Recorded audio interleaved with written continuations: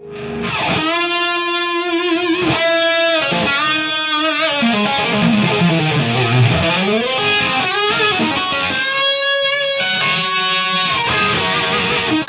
it's the Chappers from Chapman Guitars, Monkey Lord and all the other things I'm involved in. How you guys doing? We're getting lots of emails from people who purchased ML1s from Chapman Guitars asking about setup and some more detail in things like the tremolo and the neck profile and setup and how to make things feel the way they'd like them to feel. And I figure I've been setting up guitars and owning guitars now for 18 years, so for me I suppose some of this was stuff that I just hadn't even thought about. And I imagine some of the people who follow me are young guys who've never set up a guitar before, don't know how to do a truss rod adjustment, have never maybe even strung a guitar. In fact, I had a guy call me from a gig he was playing recently asking me how he could change a string he'd just broken, which terrified me. Learning to set up and string and tune your guitar and have it the way you want it to feel is the very first thing you should ever learn. If you go to a guitar teacher and he says, what do you want to do? And you say, I want to play metal. The first thing he should do is say to you, can you string and set up a guitar? Because seriously, if you can't, it's never going to feel the way that you want it to feel. You're going to be given something that you buy and you're going to have to deal with that and just live with it. And that's no good. Feel is so important in a guitar. I can't get across enough how important feel is to you. It's to you, not to me.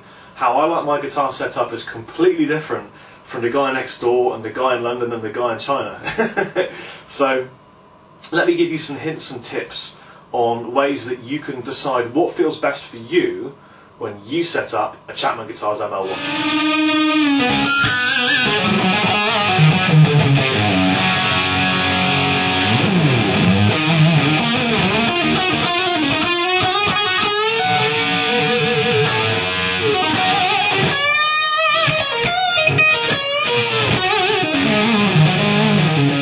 So throughout this entire discussion, demo, talk, lesson, whatever you want to call it, I'll be using a variety of Chapman ML1s, Monkey Lord ones, and the fantastic 85th anniversary Marshall combo, which I'm running through 4x12 Marshall 1960s cab.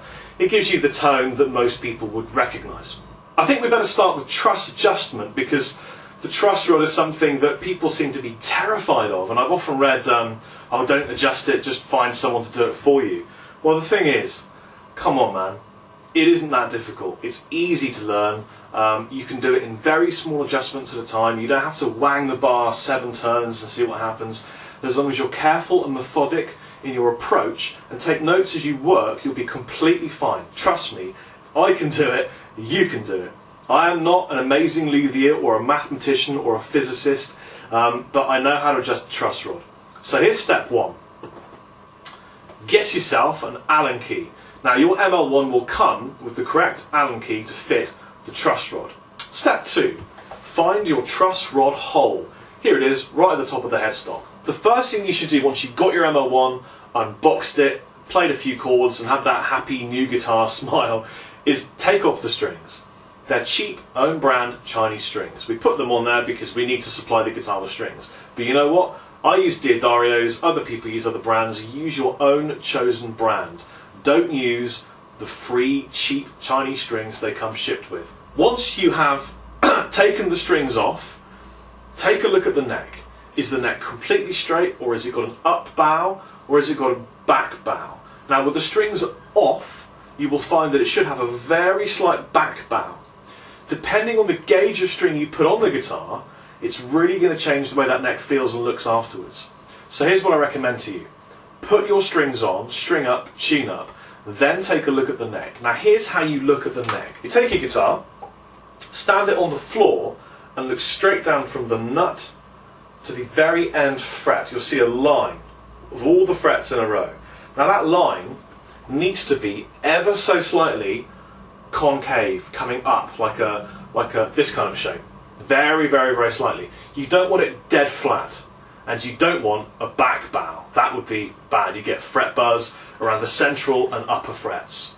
So you want a very slight up bow, giving relief, they call it relief, to the strings. So basically, it's like a bow and arrow. If you imagine this is the string and this is the bow, the neck is the bow, you want very slight curve here so that the string gets relief over the frets as it travels across.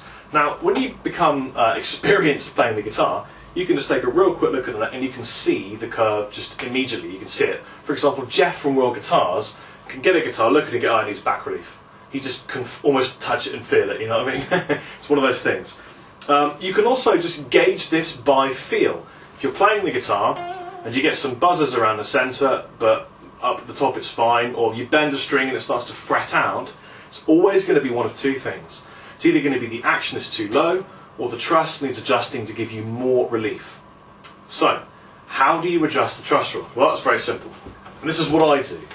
I simply undo the D and G string, so relieve them off, wind them down. In fact, I'll do it on this guitar here. Here's the D string, I've unwound it completely, so it's all floppy. Unhook it from the string tree. I'm just going to pop it under the string tree of the E string. Now the G string. By the way, this is fine to do with 9s and 10s. If you strung the guitar with 11s or 12s, don't take all the strings off, because you'll end up with the neck going all of a sudden really quick, bad for the neck. 9s and 10s, you're fine, really fine. Anything higher than that, just, you know, take your time, undo the strings gradually, just do a few of them, that kind of thing. Here's my Allen key. Just pop it inside the truss rod. It's in the truss rod right there. Now, you can go one way or the other, because the truss rod in the ML1 is a dual action truss rod. Specifically, I asked for a rod that could go either way. Now, the reason for that is sometimes you can have really heavy strings, you want to pull back on the bar on the truss rod to compensate for the pull of the strings.